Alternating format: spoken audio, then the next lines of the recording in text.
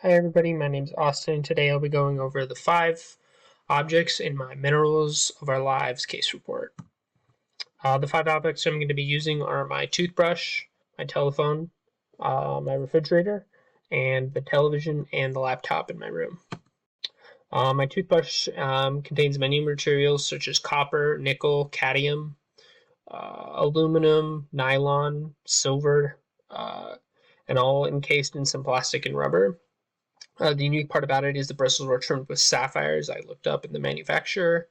All of these were used for their small size and durability at a small size. The toothbrush is extremely important to me, as most people know, because it helps me keep up with my hygiene, something that's very important to me in my life. The telephone, made up of iridium, lithium, coltan, silicon, phosphorus, copper, silver, gold, platinum, a lot of different materials and metals that make up just an amazing piece of technology.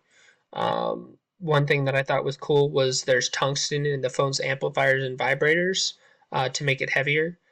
And telephone is important to me because it helps me with my communication between friends and family.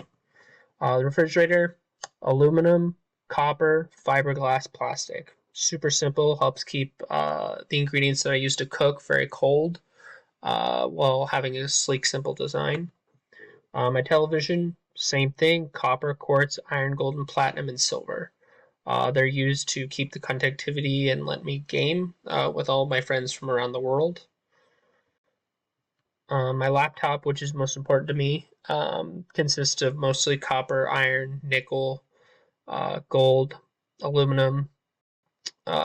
This laptop helps me do all my homework assignments, and in my spare time, it helps me write. Thank you for listening to my presentation.